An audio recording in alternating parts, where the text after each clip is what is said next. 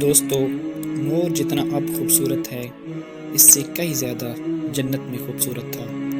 مور کی خوبصورتی پہ سبھی پرندے فدا تھے، لیکن ان سب خوبیوں کے باوجود مور سے ایسی کون سی خطا ہو گئی تھی جس سے اللہ تعالیٰ نے مور کو جنت سے نکال دیا۔ اللہ تعالیٰ نے جب حضرت آدم علیہ السلام اور اماں حوا کو پیدا فرمایا، اس کے بعد ان کو جنت میں بھیج دیا۔ وہ دونوں جنت میں بہت ہی پرسکون رہتے تھے، بہت ہی لذیذ میوے پھل کھایا کرتے تھے، لیکن ایک اناج جس کو کھانے سے اللہ پاک نے انہیں منع فرمایا وہ اناج گندم تھا۔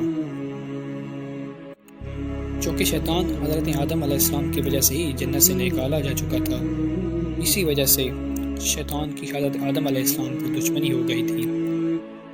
شیطان یہ چاہتا تھا کہ وہ کسی بھی طرح حضرت آدم علیہ السلام کو جنت سے نکال دے اور ساتھ میں اماں حوا کو بھی جنت سے نکال دے۔ جب شیطان کو یہ خبر ہوئی کہ حضرت آدم علیہ السلام کو تمام میوے کھانے کی اجازت ہے لیکن گندم کھانے کی اجازت نہیں ہے، تو شیطان انتقام کی آگ دل میں لیے جنت کے دروازے کے پاس بیٹھ گیا اور 300 سال تک وہاں بیٹھا رہا کہ کوئی جنت کے دروازے سے باہر آئے اور شیطان اس سے بات کر سکے۔ ایک دن اچانک سے مور جنت سے باہر آ گیا۔ شیطان اس کو دیکھتے ہی بہت خوش ہو گیا۔ شیطان نے پوچھا، اے خوبصورت پرندے، تم کون ہو؟ مور بولا، میں مور ہوں، اب تم اپنا تعارف کراؤ۔ شیطان نے جواب دیا کہ میں عالم کروبیہ کا ایک فرشتہ ہوں، میں اللہ پاک کی عبادت سے ایک پل بھی غافل نہیں ہوں۔ میں چاہتا ہوں کہ میں جنت میں جاؤں، وہاں کی نعمتوں کا اپنی آنکھوں سے مشاہدہ کروں۔ شیطان مور سے کہنے لگا، تم مجھے جنت کے اندر لے جاؤ، میں تمہیں 3 ایسی باتیں بتاؤں گا جس سے تمہیں ابدی زندگی حاصل ہو جائے گی، تمہیں بڑھاپا اور بیماری نہیں آئے گی، تم ہمیشہ جنت میں ہی رہو گے۔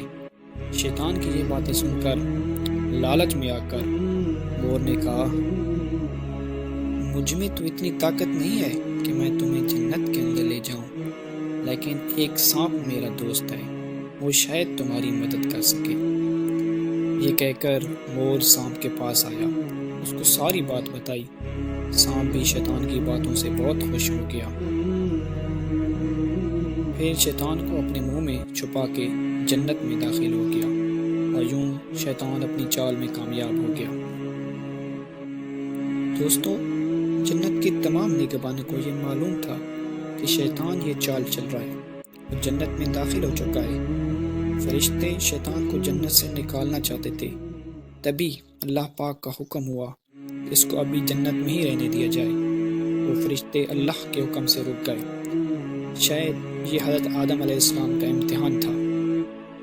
شیطان حضرت آدم علیہ السلام کے پاس اور اماں حوا کے پاس جا کر اپنی محبت کا اظہار کرنے لگا۔ وہ دونوں ہی شیطان کو پہچان نہ سکے، کیونکہ ماضی کے مقابلے میں شیطان کی شکل تبدیل ہو چکی تھی۔ شیطان کہنے لگا کہ میں چاہتا ہوں کہ آپ دونوں ہمیشہ جنت میں اسی طرح زندگی گزاریں، ہمیشہ خوش رہیں۔ حضرت آدم علیہ السلام اس کی بات بہت غور سے سننے لگے۔ شیطان نے کہا، اگر آپ میری بات مان جائیں تو آپ کو جنت کی اور بھی تمام سہولتیں ملیں گی۔ حضرت آدم علیہ السلام شیطان کے بہکاوے میں آ کر کہنے لگا، یہ کس طرح ممکن ہے؟ شیطان کہنے لگا، ایک گندم کا دانہ اگر آپ دونوں چکھ لیں تو آپ کو ابدی حیات حاصل ہو جائے گی اور آپ جنت میں رہیں گے اور ہمیشہ اسی میں رہیں گے۔ یہ بات سن کر حضرت آدم علیہ السلام کے دل میں رجحان پیدا ہوا، لیکن ان کے دل میں اللہ کی نافرمانی کا خوف غالب آ گیا۔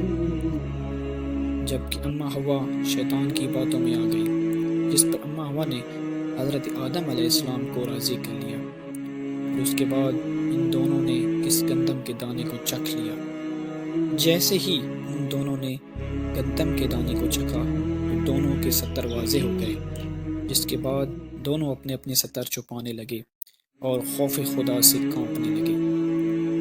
اسی دوران اللہ تعالیٰ نے فرشتوں کو یہ حکم دیا کہ حضرت آدم علیہ السلام اور اماں حوا دونوں کو زمین پہ اتار دیں۔ حضرت آدم علیہ السلام کو سری لنکا کے قریب نیچے زمین پہ بھیج دیا، جبکہ اماں ہوا کو جدہ موجودہ سعودی عرب کی سرزمین پہ اتار دیا۔ جن خوبصورت پیروں سے چل کر مور شیطان کو جنت کے اندر لے کر آیا تھا، وہی خوبصورت پاؤں اللہ پاک نے مور سے لے لیے۔ سانپ جو اپنے منہ میں شیطان کو چھپا کر لایا تھا، اس کے منہ کی خوبصورتی، اس کی خوشبو چھین لی، اس میں زہر ڈال دیا گیا، پھر مور کے ساتھ ساتھ سانپ کو بھی جنت سے نکال دیا گیا۔ مزید اس طرح کے انفارمیٹیو ویڈیوز دیکھنے کے لیے ہمارے چینل کو سبسکرائب کریں اور بیل آئیکن کو پریس کریں۔ Thank you.